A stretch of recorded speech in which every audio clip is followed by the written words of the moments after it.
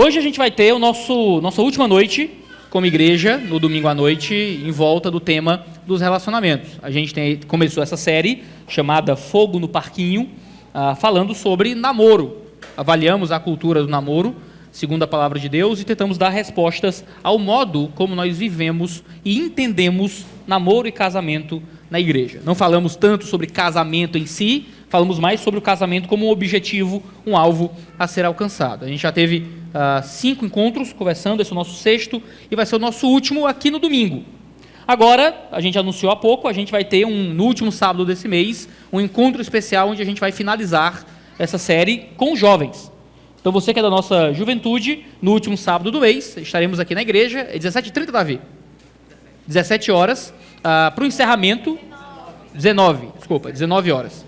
Às 19 horas vai ser o último episódio do Fogo no Parquinho, e depois da pregação vai ter um momento de perguntas e respostas. Então, você que é jovem vai poder fazer aí a sua pergunta, você que ficou ouvindo os sermões e que tinha dúvidas, queria tirar as suas dúvidas e tinha perguntas e queria confrontar o pastor e não tem coragem, queria brigar, não é dizer isso eu não aceito, né, eu não quero viver assim, é sua chance de jogar a pedra no pastor ou tirar as suas dúvidas, né, acerca de namoro e relacionamento. Por mais que sábado seja encontro de jovens, você aí que é casado, você que tem filho, é aberto para toda a igreja, pode vir à vontade, tá? Se você quiser ter esse momento também. Mas como a gente quer fazer esse tempo de perguntas e respostas, eu achei que não cabia tanto no domingo à noite, faz mais sentido no momento um pouco à parte, para a gente ter, não é, um tempo bem livre de pergunte ao pastor. Né? Você pergunta para o pastor e eu tento tirar aí as suas dúvidas. Então hoje a gente vai falar sobre uma teologia bíblica do casamento com descrentes, certo? E é isso que a gente vai conversar hoje. Eu tenho um amigo que é missionário na Europa. Ele é missionário na Europa e ele me falou que na Europa existe uma realidade que para a gente no Brasil parece impossível, mas que lá realmente existe em alguns países. Por causa do crescimento e da quase hegemonia do liberalismo teológico e da imensa secularização na Europa, muitos ministros não apenas perdem a fé, mas muitas vezes entram no ministério já sem fé. Alguns homens adentram no estudo teológico, mas adentram no estudo teológico como quem estuda uma ciência fria e morta. Vão para seminários e estudam teologia como quem estuda ciências das religiões. Outros têm fé, são jovens de igreja, acreditam em Cristo Jesus, vão para o seminário e começam a ser apresentados a uma série de teorias críticas, a uma série de vertentes diferentes do cristianismo e acabam descrentes. O que acontece é que muitos desses homens prepararam suas vidas inteiras para o ministério. Eles não têm outra formação, não fizeram outra faculdade, eles são pastores, eles são teólogos, eles são ministros e só isso. E o que acontece? Existe o incrível cenário de, em alguns países da Europa, existiu o fenômeno de pastores ateus. Pessoas que lideram igrejas, são sacerdotes, são professores de seminário, mas que não acreditam em uma palavra daquilo que pregam todo domingo.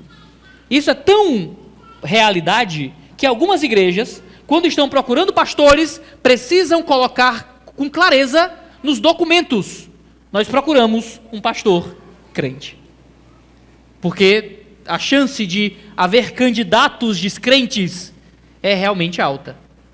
E você pense, você como um cristão no Brasil, não é? Olha que realidade terrível de igrejas talvez aceitando pastores descrentes, pessoas liderando uma comunidade de fé sem acreditarem no nome de Cristo Jesus. Parece um absurdo?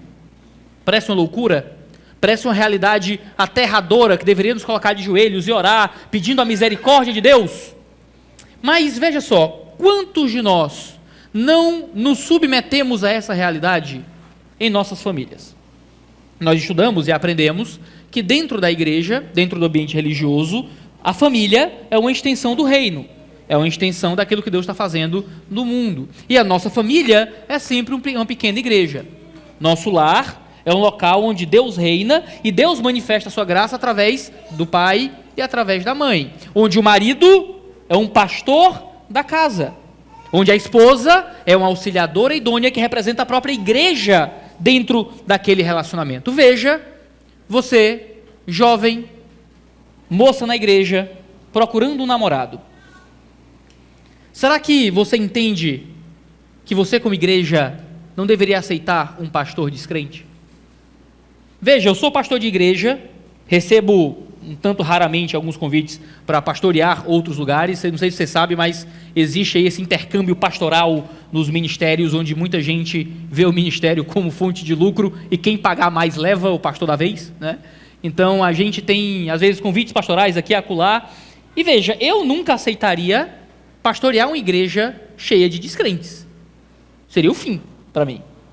Você pastoreia uma igreja com crentes, uma igreja que ama o Senhor, de pessoas que querem servir na obra missionária. Um pastor que pastoreia uma igreja cheia de bode, achando que é ovelha, esse pastor está em maus lençóis. Veja, você jovem homem da igreja, que vai procurar uma namorada, será que você entende que é loucura aceitar ser pastor de descrentes? Veja, a teologia bíblica condena e condena arduamente aquilo que nós fomos ensinados a chamar de julgo desigual. Julgo desigual é o termo técnico dentro do ambiente religioso para falar de se casar com alguém que não compartilha da mesma fé. O julgo, não sei se você já ouviu falar dessa palavra, era algo que era colocado nas costas de um boi para você poder unir dois bois. Às vezes o arado era muito pesado e um único boi não era capaz de carregar aquele arado. Às vezes a terra era muito seca, muito pedregosa, e um único boi não tinha força para levar o arado. O que eles faziam? Colocavam dois bois. Para ligar aqueles dois bois e eles andarem na mesma velocidade, no mesmo ritmo, eles colocavam esse grande pedaço de madeira que se encaixava nas costas dos dois bois para que eles andassem juntos. Um jugo desigual significava que esses dois bois não estavam bem amarrados. Ou eles tinham tamanhos diferentes, ou idades diferentes, ou forças diferentes, ou o próprio jugo estava com algum defeito. Significava que talvez um boi andasse com passos mais largos que o outro, e eles iam girar, e não iam conseguir andar retos no campo. Às vezes um ia ter que carregar o peso de todo o arado, enquanto o outro não ia ter força nenhuma, e ia acabar sendo arrastado pelo outro boi. O termo jugo desigual vem de 2 Coríntios 6, 14 a 16. A gente vai passar por muitos textos bíblicos. Se você quiser ser rápido no gatilho aí, do farfalhar de Bíblias, você deixa sua Bíblia aberta para ir me acompanhando. O texto está em 2 Coríntios 6, 14 e 16. É daí que vem o termo julgo desigual. Diz assim em 2 Coríntios 6, 14 a 16. Não se ponham em julgo desigual com os descrentes. 2 Coríntios 6, 14 a 16. Não se ponham em julgo desigual com os descrentes. Pois que sociedade pode haver entre a justiça e a iniquidade?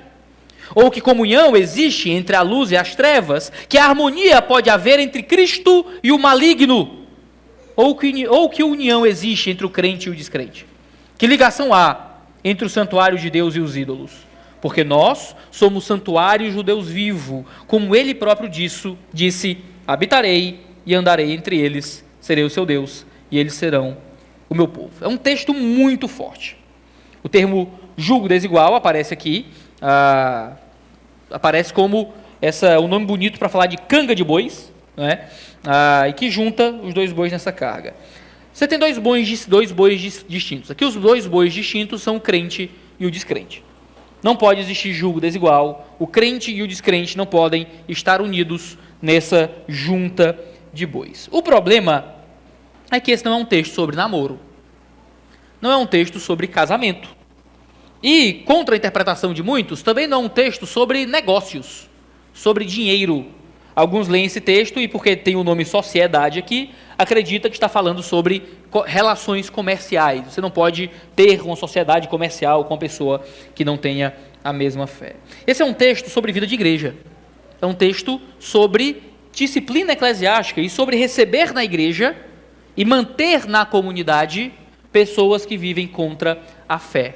E sobre viver em associação, ou seja, em intimidade com pessoas que andam no caminho do maligno. Não é um texto sobre namoro, mas estranhamente o termo julgo desigual que vem desse texto passou a ser aplicado de forma extensa aos relacionamentos.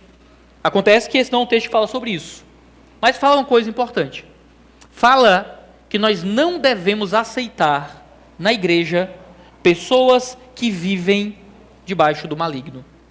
Nós aceitamos pecadores, nós aceitamos pessoas lutando contra várias e as mais profundas falhas, aceitamos pessoas que possam lutar contra os mais variados vícios, nós não aceitamos quem vive fora de Cristo. Nós não aceitamos quem vive longe de Jesus. Isso significa viver longe do arrependimento dos pecados. Aqueles que praticam seus pecados e vivem como se eles não fossem nada, são pessoas que não deveriam estar em sociedade na igreja, participando da vida da fé. Isso é muito sério, porque se julgo desigual em um sentido popular, ou seja, casar com um descrente, é pecado? Então a Bíblia fala algo muito sério sobre pessoas que escolhem o caminho do pecado deliberadamente, viverem tranquilos a vida de igreja. Porque se casar com um descrente for pecado, e você escolhe esse caminho de modo deliberado, você está escolhendo o caminho do maligno. E permiti-lo como parte da igreja é cometer julgo desigual. Aí nós estamos em julgo desigual, porque nós fazemos vista grossa para o pecado e deixamos as pessoas viverem longe da fé como parte da vida da igreja. Então a gente vai, para mim, que é o melhor ambiente para você conhecer a visão do crente, do jovem crente médio, que é o Twitter, essa rede social que é o oposto do Instagram. Se você tem um Instagram, todo mundo é melhor que você lá, né? Todo mundo é feliz, é uma vida boa, só tem o melhor de todo mundo. Você vai no Twitter, parece que é o pior de todo mundo. Essas duas redes sociais estão ali para se complementar e criar um equilíbrio na força, certo? Você tem ali a rede e está lá as pessoas, os jovens perguntando e se ajudando em sua burrice, né? E perguntando como é que a igreja de vocês lida com o namoro de descrentes. Quando você namora com descrentes, como é que é na igreja de vocês? Aí eu vejo lá a resposta dos jovenzinhos de 16 e 14 anos, e é só desgraça. Eles não gostam muito, mas é isso aí e tal.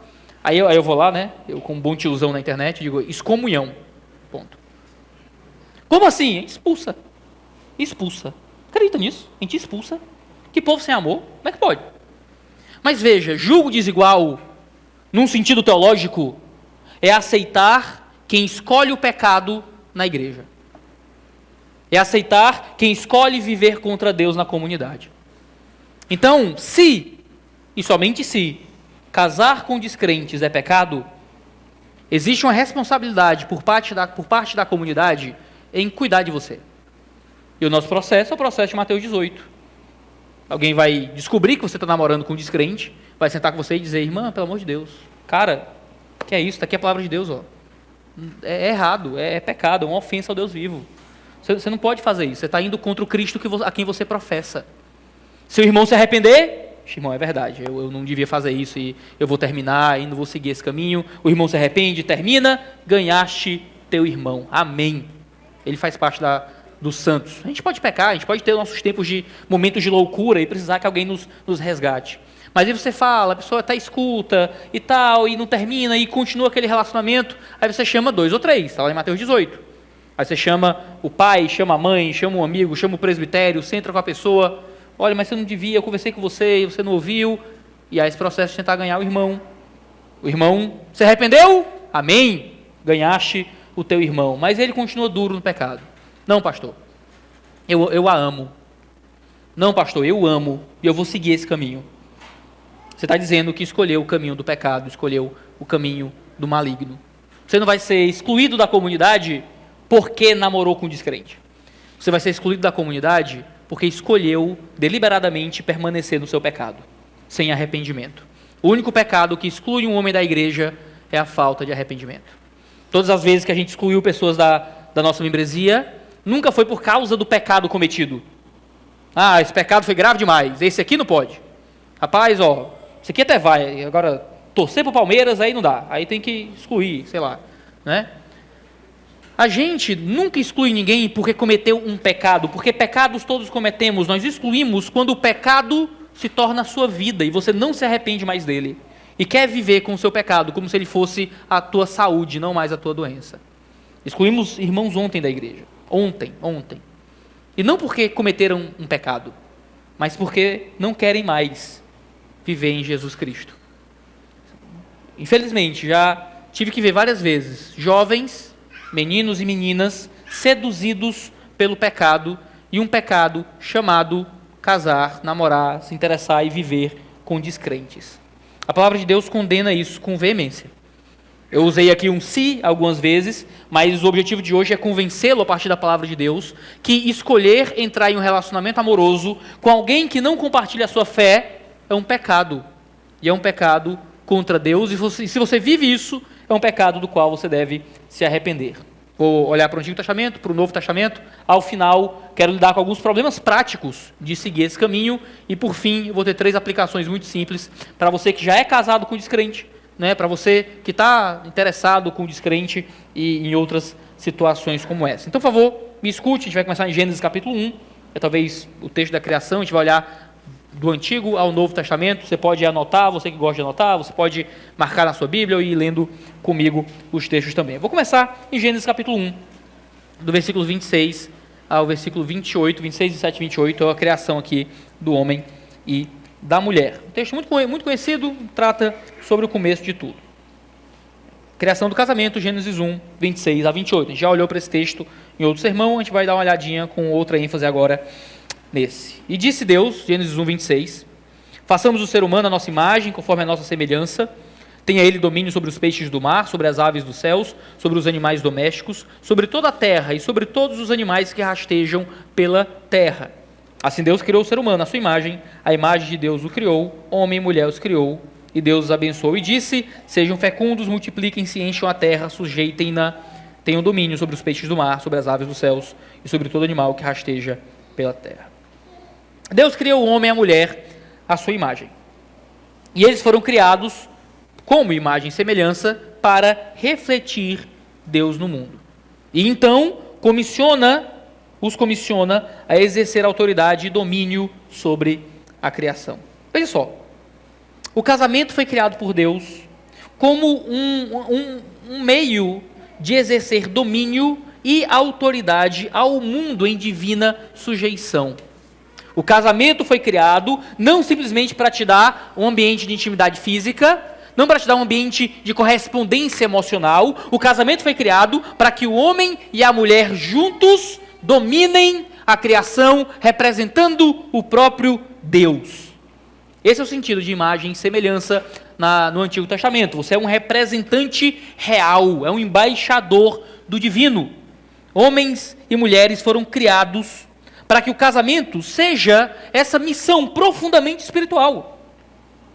Onde a primeira missão do casamento não é a felicidade do casal, não é o prazer sexual, não é a intimidade emocional. Onde a primeira missão do casamento é representar Deus no mundo, cuidando e dominando a criação. A pergunta é, como um casamento com um descrente vai ajudar nesse processo? Se o casamento foi criado justamente para isso. Claro que se você é casado com um descrente, você vai ter ali um Deus que vai lhe usar ainda para o serviço no Evangelho. Mas você que é casado com um descrente sabe das dificuldades a mais de fazê-lo quando você não tem uma contraparte que lhe auxilia, ele ajuda, ele lidera nesse processo. Casar com um descrente é escolher fugir da missão primária que o casamento representa. E veja, quando Deus olha para Adão e ordena que Adão que ele domine a criação e que ele não coma da árvore do conhecimento do bem e do mal, logo em seguida diz que Deus cria a mulher para ser a ajudadora idônea do homem. Ajudadora em quê? Qual era a grande missão de Adão? Ele tinha 2, fundamentalmente. Coordenar a criação, não comer da árvore do conhecimento do bem e do mal. Ou seja, Eva foi criada para ajudar Adão a dominar a criação, mas também foi criada para ajudar Adão a permanecer fiel. Ele não ia comer da árvore do conhecimento do bem e do mal, ele não deveria comer dessa árvore, e Eva foi criada para ser auxiliadora de Adão nisso. Ou seja, casar com um crente deve ser um ambiente para te ajudar na luta contra o pecado. Quantos pecados do meu coração Deus não trata através do meu casamento? Vou lhe dar um exemplo maravilhoso. Como é que você reage no trânsito quando está sozinho no carro ou quando está com sua esposa no carro? Porque meu irmão, dirigindo hoje da igreja para cá, eu tenho que lembrar que Deus está vendo. Porque é um ódio que sobe, é só Jesus para ver mesmo. Agora quando minha filha está no carro, minha esposa está no carro, e olha que eu já levo uns puxão de orelha. Mas quando Deus coloca ao seu lado alguém que vê e percebe e recebe parte dos efeitos do seu pecado, você tem alguém ali que é instrumento de Deus na sua vida, para lhe repreender, para reclamar, para não deixar você ficar confortável nos seus erros.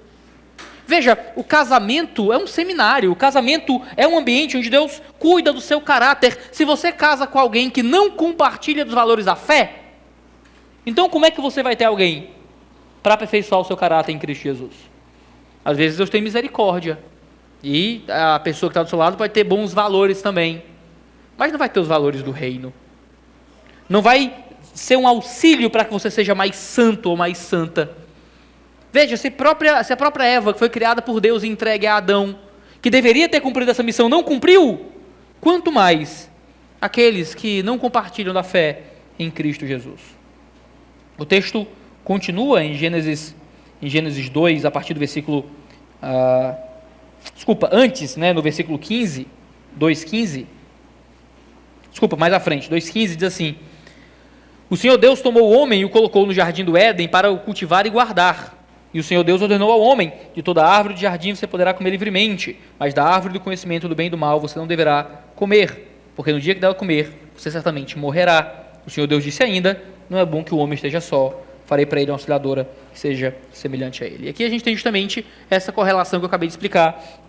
Ele não deveria comer da árvore do jardim, então Deus faz uma auxiliadora para que Adão pudesse ter uma ajuda a ser mais santo ou ser mais santa. Eu duvido que uma pessoa que não compartilha dos valores do Evangelho vai permanecer assim. No namoro, para te conquistar, a pessoa até respeita um pouco mais o teu tempo de igreja e a tua vida de fé. A pessoa aceita como algum tipo de excentricidade que vale a pena tolerar. Mas à medida que o casamento se aprofunda, às vezes a aceitação não é o bastante, ela se esvanece. E a aceitação é o mínimo. Você deveria ter um apoio, um pastor na sua casa, uma igreja no seu lar, e não simplesmente alguém que vai ser indiferente ou que vai aceitar que você participe da vida da fé. Queridos, por causa do pecado, infelizmente as coisas nem sempre são como deveriam ser, e aí a gente entra em Gênesis capítulo 3, o pecado entrou no mundo, então há uma corrupção no casamento. Deus fez com que o casamento se tornasse outra coisa. O pecado vem e destrói muito do matrimônio. O casamento às vezes se torna um ambiente de conflito. Em Gênesis 3,16 diz assim: e a mulher, Deus, disse: aumentarei muito os seus sofrimentos na gravidez, com dor você dará luz a filhos, o seu desejo será contra o seu marido e ele a governará. Contra o seu marido é a melhor tradução aí desse texto. O pecado trouxe vergonha, o pecado trouxe nudez, o pecado trouxe conflito, e agora os desejos da mulher por causa do pecado seriam contra o marido. Agora o marido, que deveria pastorear e amar a sua esposa, agora quer governar e dominar a sua esposa, assim como ele domina e governa os bichos. É isso que o pecado faz em um casamento. Se é isso que o pecado faz em um casamento, por que você escolheria casar com alguém que não é arrependido dos pecados? Se é o pecado que destrói o matrimônio, por que você conscientemente escolheria uma pessoa que não está remida dos seus pecados em Cristo Jesus? É escolher mais dificuldade para o seu matrimônio. É escolher uma pessoa que tem um relacionamento com o pecado que você não tem. Uma pessoa que tem um relacionamento com a descrença, um relacionamento esse do qual você quer justamente se afastar. Isso que a gente vê em Adão e Eva é um paradigma para os primeiros homens também. Quando a gente olha no livro de Gênesis, o relato de Caim e Abel, em Gênesis 4, quando Caim mata Abel, a gente tem justamente o pecado destruindo os relacionamentos, aqui entre irmão e irmã. Mas depois a gente tem genealogias. Você olhar para Gênesis 4, tem a genealogia da família de Caim, depois tem a genealogia de Sete e a sua descendência santa. Gênesis 5 fala que este é o livro da descendência de Adão, e no último versículo de Gênesis 5, Noé é citado, e surge Noé como esse personagem que vocês já conhecem.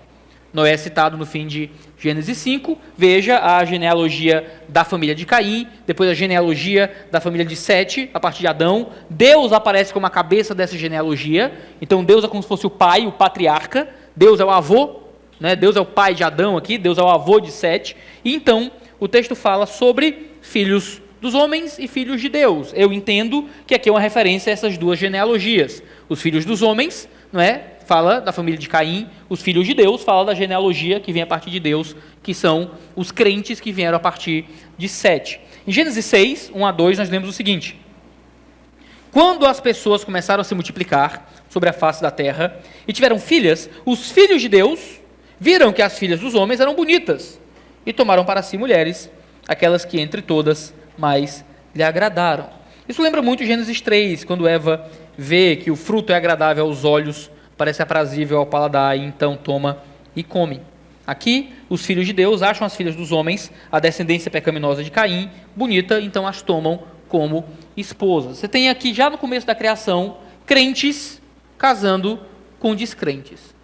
Alguns leem isso e acham que não foram anjos que vieram dos céus, por causa do termo filhos de Deus, muito por causa de uma interpretação errada de poderosos, mais à frente, que algumas bíblias antigas traduziam como gigantes. Então, as pessoas interpretavam que, na verdade, anjos tiveram relações com humanos e nasceram gigantes. Alguns teólogos ainda acreditam assim, mas eu acredito que gigantes traduz por homens poderosos apenas ali, e aqui a gente tem, na verdade, crentes casando com descrentes. E foi isso que fez com que a maldade crescesse naquele período.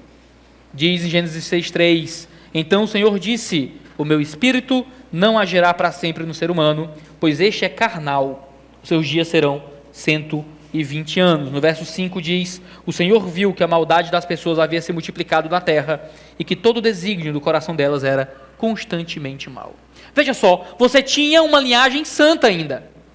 Você tinha um povo que fugiu de Deus, Caim, um assassino. Da descendência de Caim surge outros assassinos, gente que matou crianças, gente que era bígama.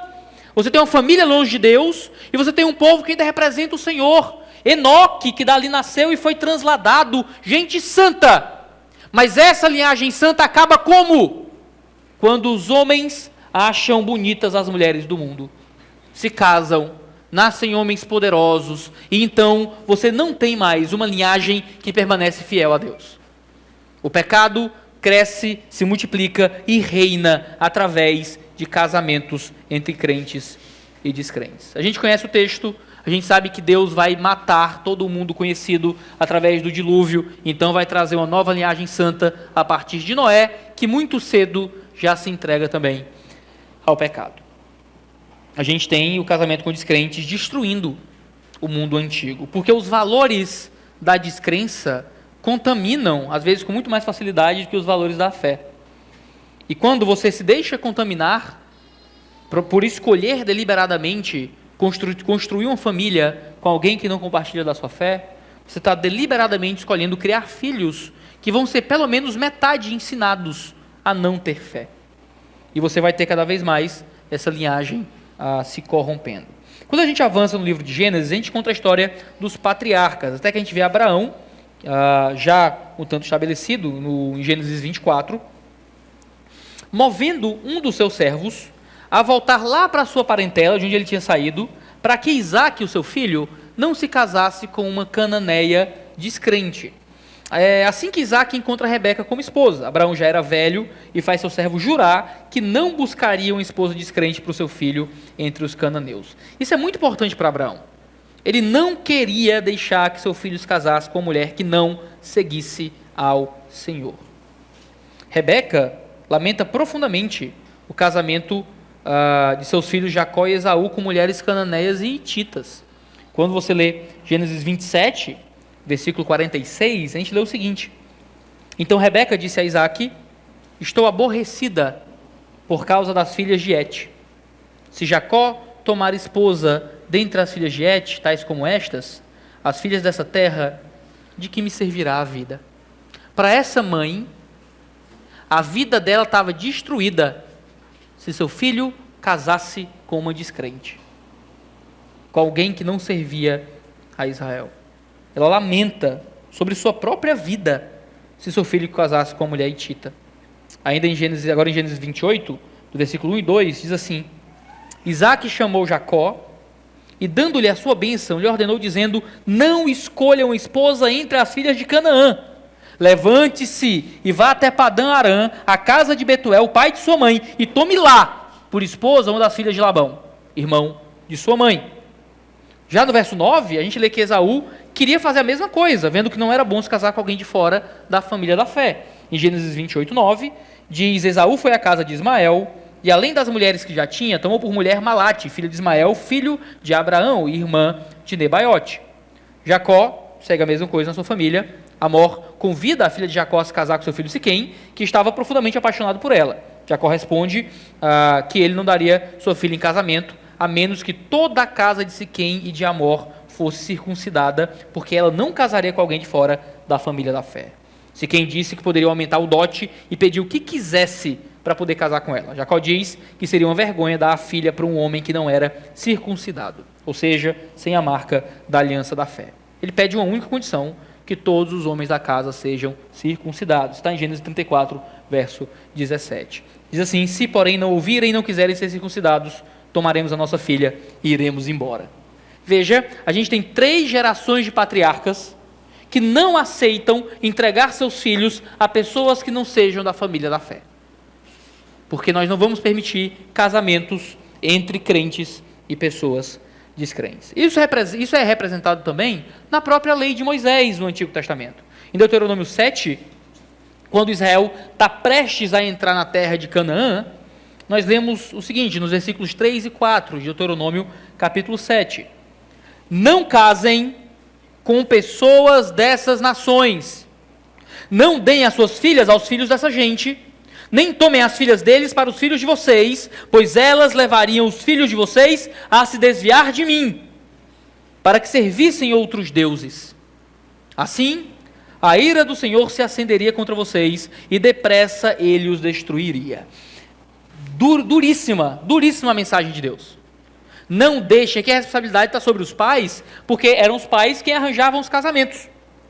Não deixe que os filhos de vocês se casem com o povo descrente, porque eles iam se afastar de mim. É Deus que está dizendo. Eu escuto tanto, ser jovem, eu tenho saudade de ser mais jovem, sabe? Eu sou jovem, mas eu tenho saudade de ser mais, porque era tão bom, mas tão bom achar que você entende tudo. Era delicioso. Aí você vai crescendo, vai percebendo quanto é jumento para as coisas. Mas quando a gente é jovem, a gente ainda não entendeu a nossa jumentice, né? Tanto que eu ouvi um pastor dizer, maravilhoso, que a gente devia trocar o nome e chamar de jumentude, ao invés de juventude, né? Porque a gente é meio jumento. Aí eu sempre escuto, não, pastor, mas eu vou influenciar ela.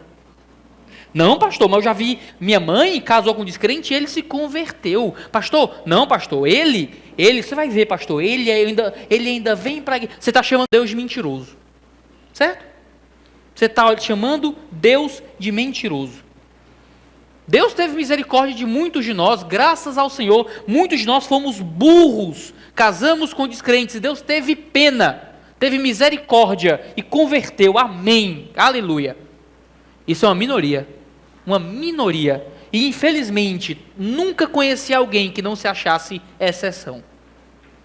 Uma minoria recebe essa bênção, a maioria tem que lutar para continuar firme na igreja em um casamento que muitas vezes é conflituoso.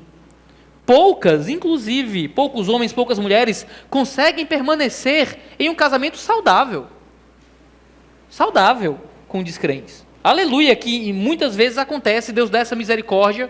Às vezes você tem uma esposa descrente ou um marido descrente que são pessoas corretas, vivem uma vida decente, lhe tratam com amor e aleluia, que bênção. Mas muitos vivem uma vida sofrida, de dor, de dificuldade, de adultério, às vezes de violência, é uma coisa horrorosa. Deus está dizendo que escolher casar com descrentes vai fazer com que vocês se desviem dele e sirvam outros deuses.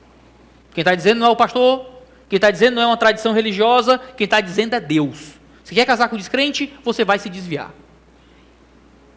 Há uma exceção que não, mas a regra é essa. Você vai atrair a ira de Deus contra você. E depressa você vai ser destruído. Você pode ter uma ou outra história de exceção, mas a regra de Deus está aqui. Aí você escolhe se acredita em Deus ou se você vai peitar a tua decisão de tentar casar ou namorar com uma pessoa de longe da fé. Veja, não é porque deu certo na vida de uma ou outra pessoa que está certo. Namoro evangelístico só existe na via contrária, meu querido. Você vai ser levado para o inferno. Você vai ser levado para a descrença. O evangelismo é o contrário. Você vai ser desevangelizado. Quando você escolhe deliberadamente casar. Se você escolhe deliberadamente casar com um descrente, é porque tua fé já está fraca. Entendeu? Se você escolhe deliberadamente casar com um descrente, é porque a tua fé já está ruim, já está fragilizada. Então como é que você acha que vai ter força para trazer o outro para a fé? Se tu é que está precisando de um discipulado agora. Se é tu que está precisando de uma ajuda com urgência para resolver essa fé que está meia boca. E você acha que vai conseguir agora manter a pessoa por quem você está apaixonada e por quem você está disposto a sacrificar o seu relacionamento com Deus para poder ter perto? Como é que você acha que vai alcançar essa pessoa com a verdade do Evangelho? É o cachaceiro que, não, pastor, estou indo para o bar evangelizar. Ah, vai, com certeza evangelizar. Chegar em casa morto de melado. Não, eu estava evangelizando os amigos. Estava não, brother. Estava não.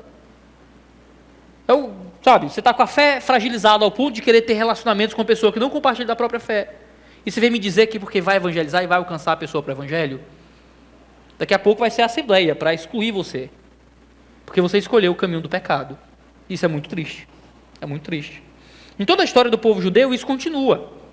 Em Josué, capítulo 23, a gente tem a mesma coisa. Vou ler aqui Josué 23, 11 a 13. Josué 23, 11 a 13. Diz assim, ouça bem. Portanto, empenhem-se em amar o Senhor, seu Deus, porque se vocês se desviarem dele e se apegarem ao que resta dessas nações que ainda se encontram entre vocês, e se unirem com elas por meio de casamento, e se misturarem com elas, e elas com vocês, saibam com certeza que o Senhor, seu Deus, não expulsará mais essas nações diante de vocês. Pelo contrário, elas serão um laço e uma rede para vocês, e açoite nas costas, e espinho nos olhos, até que vocês desapareçam dessa boa terra que o Senhor, seu Deus, lhes deu. Mais uma vez, é Deus sendo duro, sério e muito forte. Eu só vou dar essa terra para vocês, se vocês não se misturarem com o povo descrente dessa terra através de casamento. Eu prometi que vocês venceriam as guerras, que vocês dominariam essa terra. Se vocês se casarem com os descrentes, vocês vão ser excluídos dessa terra. Queridos, o que a gente não encontra na história de Salomão em 1 Reis? Salomão é mais um exemplo do que o casamento com descrentes faz. Salomão, diz o texto que tinha 700 esposas, 300 concubinas. Não estranhem, isso era tudo jogo político. Salomão tinha esposa que talvez ele nem conhecesse. Mas quando você casava com a princesa de um outro reino, você não tinha mais guerras. Qual rei que vai guerrear contra o reino agora da sua filha? Então, casar muito era um jeito de ter muita paz. Salomão era o rei da paz e ele faz isso através de acordos comerciais de vários casamentos. Não é? Acontece que Salomão escolhe casar com mulheres sem Deus, mulheres descrentes. E então falsos deuses foram colocados dentro da sua casa. Em 1 Reis 11, 1 a 2, diz assim: além da filha de Faraó, Salomão amou muitas mulheres estrangeiras, moabitas, amonitas, edomitas, sidonitas e etéias, mulheres das nações de que o Senhor tinha dito aos filhos de Israel: não casem com elas, nem casem elas com vocês, pois perverteriam o coração de vocês, pois seguem para seguirem os seus deuses.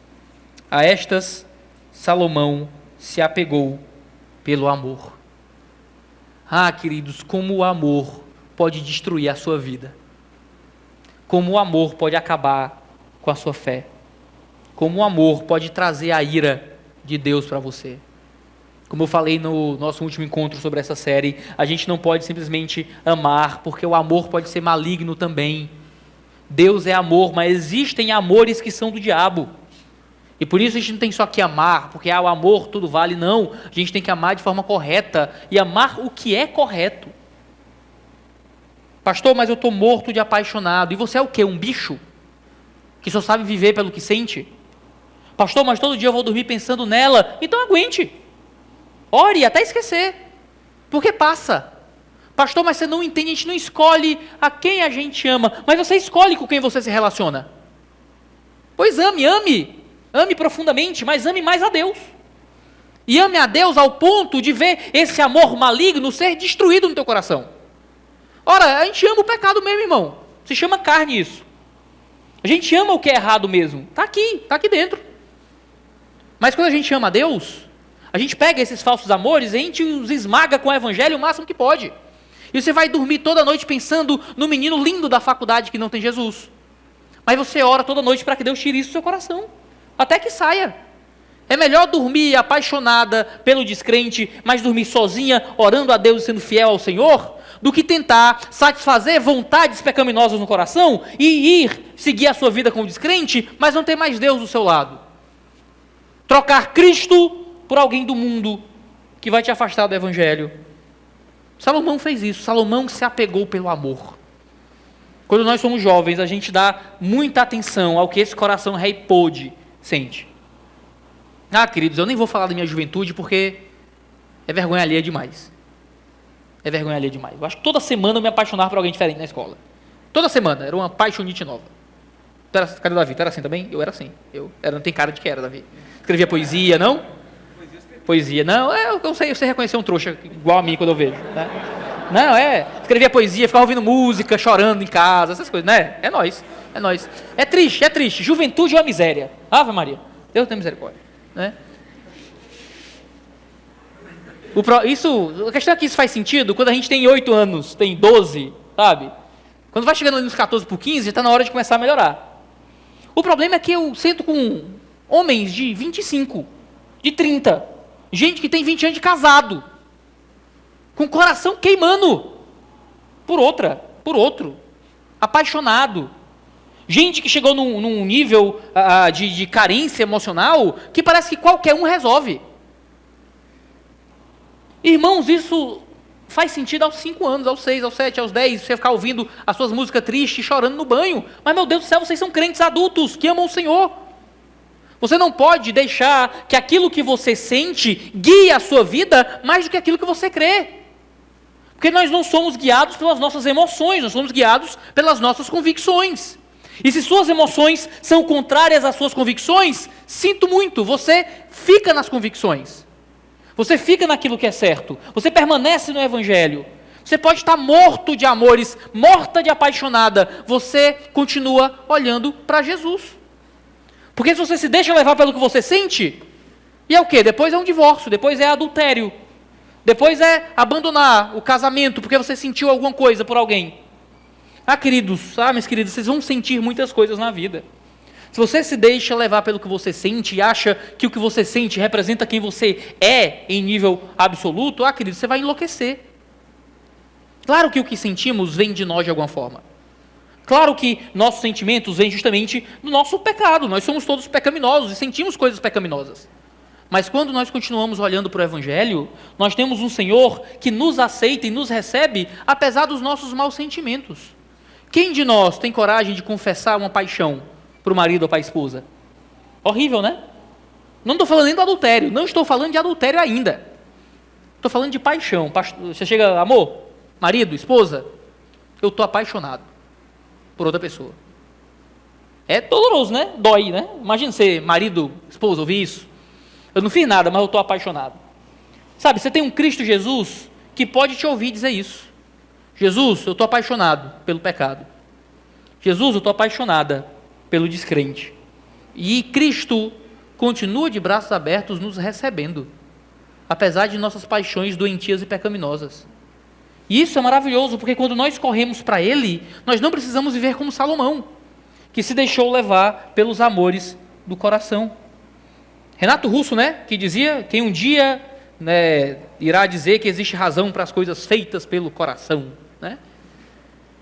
Eu prefiro o profeta, que diz que o nosso coração é pecaminoso, ávido pela maldade, enganoso, mentiroso, louco pelo mal. Salomão não foi a única liderança que caiu em desgraça por causa da desobediência ao Senhor nesse sentido. No livro de Esdras, no capítulo 9, versículos ainda 1 e 2, dizem: acabadas essas coisas, alguns dos chefes vieram falar comigo, dizendo: o povo de Israel, os sacerdotes e os levitas não se separaram dos povos de outras terras e das suas abominações. Isto é, dos cananeus, dos heteus, dos ferezeus, dos jebuseus, dos amonitas, dos moabitas, dos egípcios e dos amorreus. Tanto eles como seus filhos casaram com mulheres destes povos. E assim, a linhagem santa se misturou com os povos dessa terra. Os chefes e os magistrados foram os primeiros a cometer esse pecado. Os chefes e os magistrados foram os primeiros a cometer esse pecado. Os pastores aqui, os líderes, casando com descrentes. Em Esdras 9, Ainda no versículo 12 agora, diz: por isso, não deem as suas filhas em casamento aos filhos deles, nem escolham para os seus filhos mulheres no meio das filhas deles. Jamais procurem a paz e o bem desses povos, para que vocês sejam fortes e comam o melhor da terra, e a deixem como herança aos filhos de vocês para sempre. Um crente com um descrente, abominação ao Senhor, pecado, agir contra o que Deus diz. Você deve lembrar do texto de Provérbios. Provérbios 31 fala sobre encontrar uma mulher virtuosa. E no versículo 30 de Provérbios 31, tem um texto muito interessante, diz: enganosa é a graça e vã é a formosura, mas a mulher que teme o Senhor, essa será louvada. Aqui descrevendo o que é que um homem deveria procurar na mulher. Você procura o que na mulher? Geralmente a primeira coisa que você vê é a aparência. Ela lhe atrair fisicamente. A Bíblia vai dizer que isso é vão, é inútil. Você não tem que estar preocupado com quão bonita é a mulher. Eu sei que isso é muito contracultural, até no meio dos crentes. A primeira coisa que você vê é a aparência e depois você vê o resto. Isso é só mundanismo, tá? Só mundanismo. Se tem aparência, é bom, é legal, é uma qualidade, é uma vantagem. Mas é um brinde. É só um brinde. Porque a formosura é vã, é rápida. Enganosa é a graça. Tem um monte de menina bonita aí que vai te levar para o inferno. Seja na outra vida, seja nessa. É enganosa a beleza. A mulher que teme ao Senhor, essa será louvada. A primeira coisa que você tinha que procurar é se é crente. É se teme a Deus, é se vive no caminho do Senhor. Você deveria tremer de medo de ter uma mulher descrente na sua vida, porque é enganoso. Eu já contei essa história para vocês nos mais variados momentos, mas eu conto de novo, porque pastor bom é pastor que repete história, né? A moça chega no pastor e diz: pastor, achei um homem perfeito, inteligente, bonito, trabalhador. Rapaz, o menino é lindo, é uma aparência maravilhosa, um trato, pastor, uma educação interessante, as histórias, a piada muito bem-humorada. Só tem um defeito, pastor, só tem um defeito. Qual é, irmã? Ele bate na mãe. Só tem um, só um, nenhum outro. E veja, é isso que eu escuto quando você chega: pastor, o menino é ótimo, pastor, achei um menino trabalhador. Você olha, um rapaz, só tem um defeito, pastor, ele não é crente ainda. Queridos, às vezes um único defeito é suficiente para quebrar todo o resto. Ô pastor, ela é linda, pastor, ela é tão legal, inteligente, ela só é meio neonazista, mas tirando isso, né? Ele gosta de jogar lâmpada em gay na rua, sabe? Mas tirando isso, pastor, tá excelente, sabe? Às vezes, a pessoa pode ter muitas qualidades, um defeito é o bastante para acabar com tudo. Não ter Jesus é o suficiente para não ser para você. Não ter Jesus é o suficiente para não ser apto para esse relacionamento. Não ter Jesus pode ser aquele único defeito que é o bastante para destruir qualquer outra qualidade. Não segue o teu Deus, não segue os teus valores, não vive pela tua fé, não teme o Deus vivo. Não vai se ajoelhar com você para orar, não vai ensinar seus filhos a ler a Bíblia, não vai pastorear a sua casa, não vai te ajudar na luta contra o pecado. Não é para você. No último livro do Antigo Testamento, Malaquias, no capítulo 2, a gente lê mais uma do profeta que eu encerro o Antigo Testamento. Malaquias 2,11 diz: Judá tem sido infiel, e a abominação foi cometida em Israel e em Jerusalém, porque Judá profanou o santuário do Senhor, o qual ele ama, e se casou com a adoradora do Deus estranho. No versículo 12 diz: o Senhor eliminará das tendas de Jacó aquele que fizer isso, seja ele quem for, mesmo que apresente ofertas ao Senhor dos Exércitos. Não, pastor, vou fazer assim, ó. Você não verbaliza isso, mas você pensa isso: eu caso com um descrente, depois me arrependo. Aí eu vou, digo que foi mal, errei mesmo, casei, não vou divorciar, tá tudo certo, né? Talvez com a igreja, talvez com os amigos, mas com Deus talvez não. Mesmo que apresente ofertas ao Senhor, será eliminado das tendas de Jacó. Agora, o Novo Testamento também fala sobre isso, e fala muito pouco. A gente não tem nada no Novo Testamento que se oponha ao que foi colocado no Antigo Testamento, mas a gente tem alguns textos que apresentam exatamente a mesma ideia. Os textos mais claros são em 1 Coríntios, no 7 e no 9. 1 Coríntios 7, 39 diz assim, 1 Coríntios 7, 39, a mulher está ligada ao seu marido enquanto ele viver, mas se o marido morrer, ele fica livre para casar com quem quiser, mas somente no Senhor. Ou seja, Você pode casar, é que ele está falando de viuvez, e ele vai dizer, ó, você vai casar, pode casar com quem você quiser, mas somente no Senhor. Ou seja, desde que seja crente. Pode casar com quem você quiser, desde que seja crente. Paulo está colocando aqui um pré-requisito muito claro que segue toda a tradição do Antigo Testamento. Nós casamos com pessoas da fé. No versículo 9, aliás, no capítulo 9, no versículo 5, Paulo vai novamente falar sobre casamento e vai usar um termo muito parecido. Ele vai dizer, 1 Coríntios 9, 5, será que não temos o direito de levar conosco uma mulher crente como esposa, como fazem os demais apóstolos e irmãos do Senhor e Cefas? Ou seja, quando ele vai falar de casar, ele deixa claro, eu tenho o direito de levar comigo uma esposa crente. Ele não tinha o direito de levar com ele uma esposa que não compartilhasse da mesma fé. Agora, Efésios 5, para mim, é o texto mais matador acerca disso. Eu não vou ler o texto, a gente está bem avançado no horário, mas em Efésios capítulo 5, Paulo vai dizer qual é a função da esposa e qual é a função do marido, onde o marido é um pastor, onde a esposa é uma igreja. E veja que igreja seria essa se sua esposa não compartilhar da sua fé. Que pastor seria esse se o seu marido não representa a pessoa em Cristo Jesus? Veja, fora os mais variados problemas práticos atrelados a isso, sobre participação na vida da igreja, sobre criação de filhos, sobre participar da vida e ter intimidade com alguém que talvez participe da roda dos escarnecedores, não é? Casar com alguém que tem um outro pai, que não é o Senhor Deus, mas o próprio diabo. Essa é a linguagem de Efésios capítulo 2.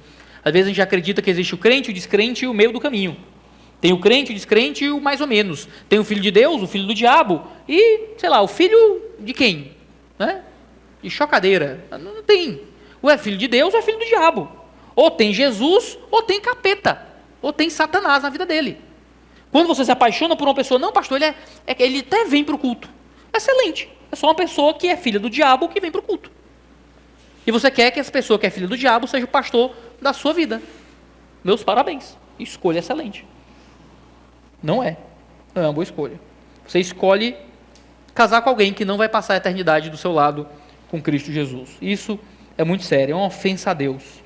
É abandonar o Senhor. Se você acha que está sozinho ou sozinha antes de casar, isso não é nada comparado com estar espiritualmente sozinho e viver a sua vida com alguém que rejeita a sua fé. Mas me permitam 3 aplicações finais só para a gente encerrar. Primeiro, o que eu disse aqui teve como público-alvo jovens que talvez estejam pensando em casar com descrentes. E falei algumas coisas um tanto duras, talvez você que já é casado com um descrente, talvez fique um pouco magoado.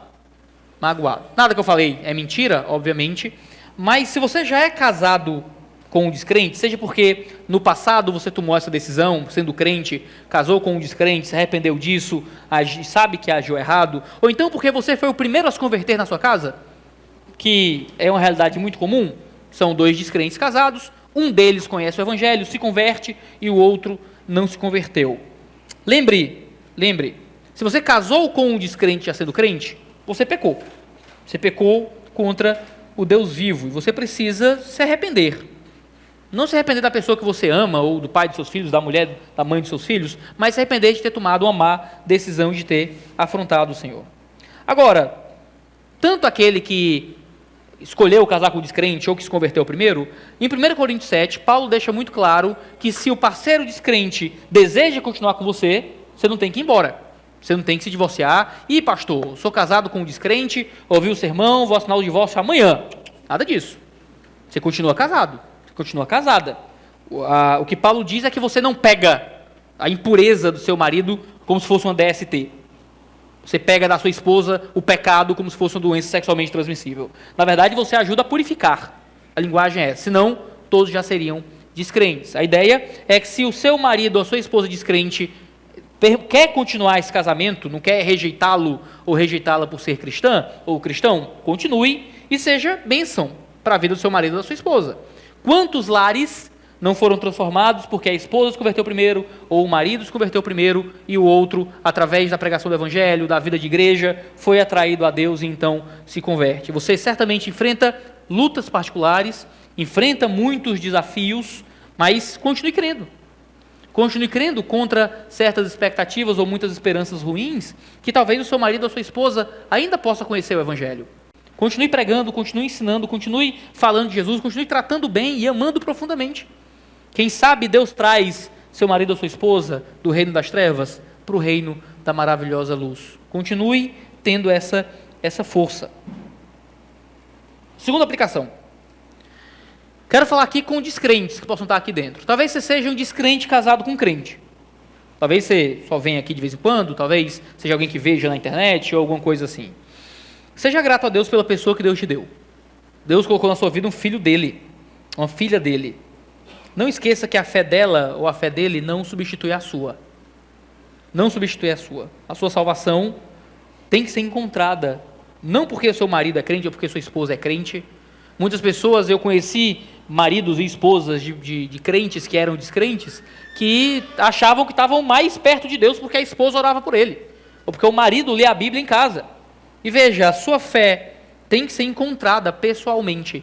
Você não vai ser salvo agarrando no pé do seu marido ou da sua esposa. Jesus tem que te chamar pelo nome. É importante que você encontre Cristo Jesus. Agora uma terceira aplicação muito importante também.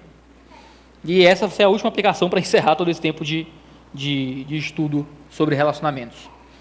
Talvez muitos de vocês concordem, não, pastor? Realmente ir no mundo atrás de marido ou de esposa? Que loucura.